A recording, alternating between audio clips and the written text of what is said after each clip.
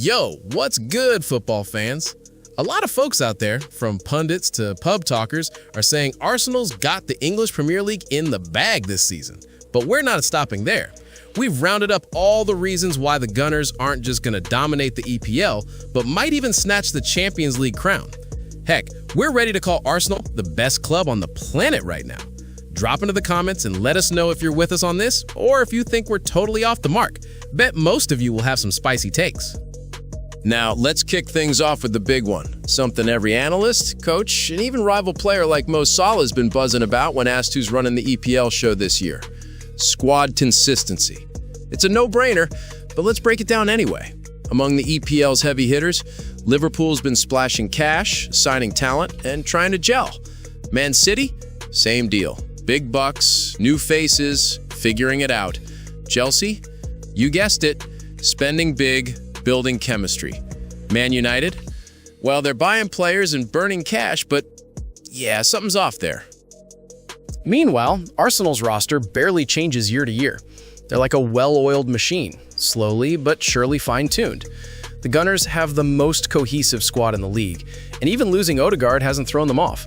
They've got this new guy, let's call him E, who's ready to explode and might just be an upgrade in that role. Then there's Mascara. Fans are hyped for him like it's Christmas in July. And don't sleep on Piero Hincapié, a solid player who just needs a bit more time to settle in. And Martinelli? Dude's suddenly acting like he's outshining Vinicius Jr. If he starts looking up while he's sprinting, he might just be in the Ballon d'Or convo. Sorry, Vinny, no shade. Meanwhile, Kai Havertz and Gabriel Jesus are chilling in the recovery room, ready to make waves once they're back. And when Gyökeres gets going, watch out, it's gonna be wild. This squad's deep enough for the EPL grind, and last season's Champions League showed they can dial it up for knockout games. They were this close to knocking out prime PSG. Saka almost got there, Raya was inches away, and they could have sent Paris packing. So yeah, we're betting on Arsenal pulling off the golden double. And here's why. Last season, injuries hit Arsenal hard.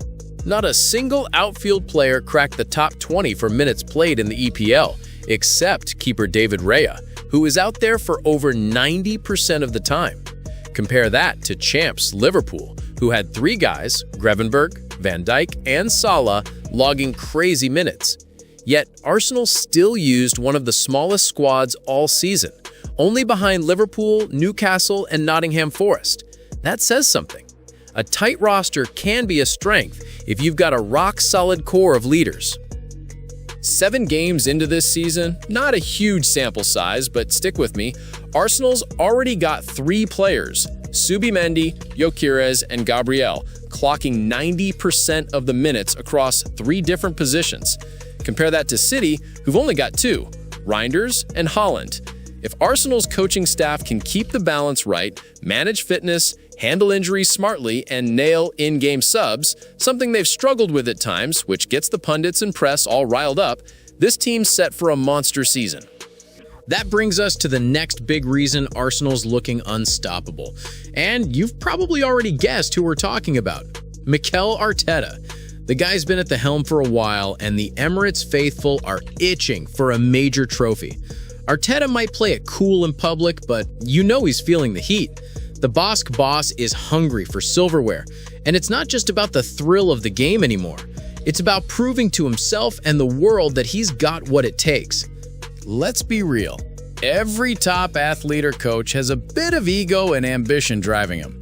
When a manager like Arteta, who's built a clear system and identity, is this close to greatness but hasn't quite grabbed it, they face a choice. Stick to the plan and hope it clicks, or adapt, tweak, and maybe even ditch some principles for the W.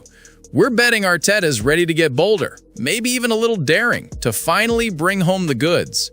Some fans and analysts gave him flack after that Anfield match, where Arsenal had the upper hand but didn't go for the kill against a wobbly Liverpool side with obvious issues. We think he learned from that. Take their game against City, Pep basically parked the bus, and yeah, you can roast Arteta for the draw, but Guardiola admitted they gave up everything except the win. Pep even copped to it, like, yeah, we went full bus mode, so what? It's not like we're Elton John out here. That City game also showed off some fresh wrinkles Arteta's brought with the new signings. Let's break it down. First, Noni Madueke. His transfer raised eyebrows, but he's proving his worth, stepping in for Bukayo Saka and bringing the same hustle on the wing, creating chances and stressing defenders. With Saka back in that City match, Arteta used him to pile pressure on that flank. Second, Eberechi Ez. This guy's a legit backup for Odegaard, maybe even more than a backup, especially with injuries. Ez has got a knack for sharp passes and pushing the ball forward with pace and dribbling. Against City, slotting him into the right half space gave Arsenal room for slick combos and triangles. Third, in that same game, Arsenal stuck to their usual build-up play from the back. 2 center backs plus someone like Timber or a midfielder like Rice or Zubimendi to ping the ball forward. That's Zubimendi's bread and butter. It's probably on his degree. But in the second half, Arteta flipped the script, shaking off City's bus tactics and moving the build-up to their half. It was like old-school 3-1-5-1 vibes, with Saka and Martinelli playing as fullbacks, wingers, wingbacks, whatever you want to call it. Martinelli, especially in that goal moment, was straight-up world-class. These tweaks might seem small, but they show Arteta's not just yelling about dominating from the sideline and banking on Odegaard or Saka. He's making real-time calls, and in a 38-game season, that flexibility might not always matter. But in a knockout tournament like the Champions League, that's gold. So, Arsenal's got the squad depth, quality backups, Arteta's growing nous and experience. But what about the competition? We've already hinted that their main EPL rivals, Liverpool, City, Chelsea, are all dealing with roster shakeups, which could lead to shaky stretches. Unless Liverpool pulls off some last-minute magic or Haaland starts banging in hat tricks, quad tricks, or whatever wild stat padding he's capable of, Arsenal's got the edge. Don't forget Tottenham and Chelsea, though. Chelsea's got a bold coach who's like Arteta's opposite, despite both coming from Pep's school. We'll see how that plays out. Point is, Arteta's got everything in his hands. Now he just needs to deliver. In the Champions League, last season showed you can coast through the group stage and early rounds without sweating too much. A couple extra games, no biggie for an English side. Arsenal can afford to chill a bit early on. Their big rivals? Bayern, maybe a rebuilding Inter with their new guy, and an Atletico Madrid that only seems to show up against Real Madrid. Arsenal's got one of the easiest schedules in the competition. Stats sites back this up. PSG? Sure, they're tough, but Arsenal nearly took them down last year. It wasn't a one-sided thrashing like PSG versus Inter in the final or Liverpool in Paris. Real Madrid? Arsenal's beaten them before. Bayern's looking stronger this season, but they're not untouchable.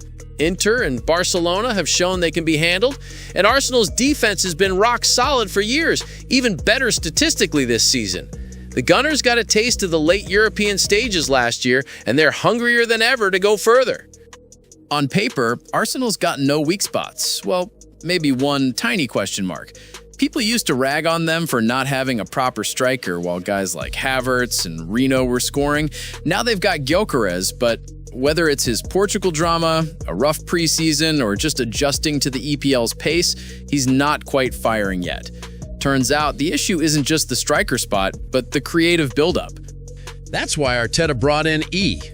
Once the midfield clicks and those combinations start flowing, the goals will come. Arsenal's at that sweet spot in their journey where everything's lined up. History's full of clubs that grinded through setbacks and finally hit the top. Think Klopp's Liverpool in the EPL, Pep's City in the Champions League, or even Wenger and Ferguson back in the day. Arteta's Arsenal, maybe the world's best club right now, could be next. So, what do you think? How many trophies are the red and white Londoners taking home this season? Just a domestic cup or a full-on quadruple? Hit the comments with your takes. We're reading the best ones, shouting them out on our socials, and diving into the convo. Catch you next time.